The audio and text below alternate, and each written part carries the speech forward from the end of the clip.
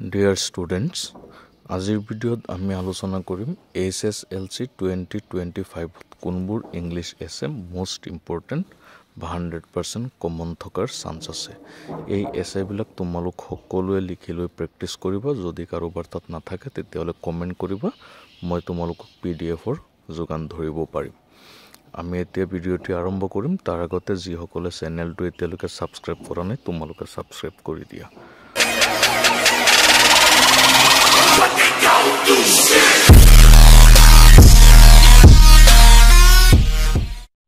প্ৰথমে আছে number 1 pollution. এইটো আছে তোমালোকে ভালকৈ শিকিবা। এইটো এটা মোষ্ট ইম্পৰ্টেণ্ট আছে। আগতেও বহুবাৰ আহিছে আৰু আগলৈ অহাৰ চান্স বহুত আছে। এইবাৰ অহাৰ চান্স বহুত আছে, গতিকে সকলোৱে এইটো আছে শিকিবা ভালদৰে। নাম্বাৰ 2 দিয়া হৈছে a great man you admire most. এই এছেটো তোমালোক সকলোৱে শিকিবা। এ গ্ৰেট মেনৰ বিষয়ে মোষ্ট ইম্পৰ্টেণ্ট এটি আছে। ইয়াৰ পৰা তোমালোকৰ এইটো এইবাৰত অহাৰ বহুত চান্স আছে, গতিকে কোনেও এইটোক আওকাণ নকৰিবা। এই এছেটো লিখি লৈ ভালকৈ শিকিব পাৰিবা বা শিকি ল'বা। আৰু যদি নাথাকে আকৌ কৈছোঁ মই, তোমালোকে কমেণ্ট কৰিবা।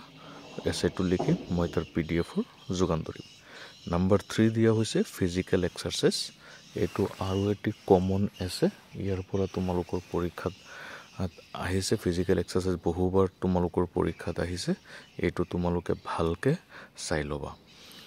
যদি লিখিছা তেতিয়াহ'লে ভালকৈ ষ্টাডি কৰা, প্ৰেক্টিছ কৰা সময় হৈ গ'ল। Number 4 discipline.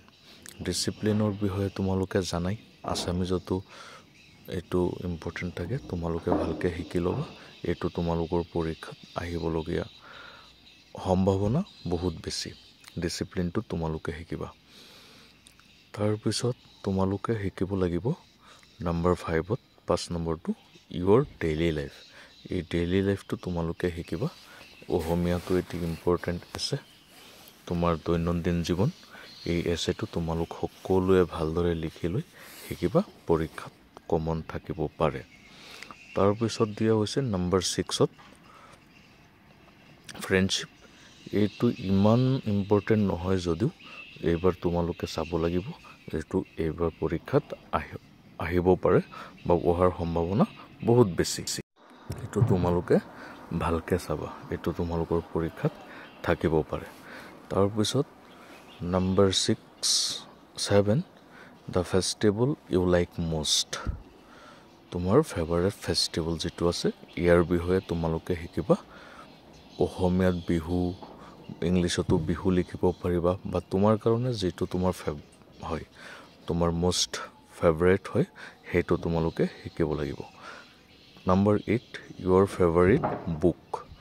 তোমাৰ কোনটো বুক পঢ়ি আটাইতকৈ বেছি ভাল লাগিছে সেই গ্ৰন্থখনৰ বিষয়ে তুমি ভালকৈ শিকিব লাগিব আৰু লিখিব লাগিব। পৰীক্ষাত এইবাৰৰ কাৰণে মোষ্ট ইম্পৰ্টেণ্ট এটি আছে, তোমালোকে শিকিবা। তাৰপিছত দিয়া হৈছে তোমালোকক number 9 a journey by bus. এইটো 50-50 চান্স আছে। তোমালোকে হ'লেও এইটো অৱহেলা নকৰিবা। এইটো আছে তোমালোকে শিকিবা, ভালদৰে শিকিবা, তোমালোকৰ কাৰণে দৰকাৰী। এইকেইটাই আছে মই তোমালোকক বাছনি কৰি দিলোঁ। পৰীক্ষাত অহাৰ চান্স আছে। আকৌ বেলেগ কিবা দিবলগীয়া থাকিলে মই দিয়াৰ চেষ্টা কৰিম। ধন্যবাদ।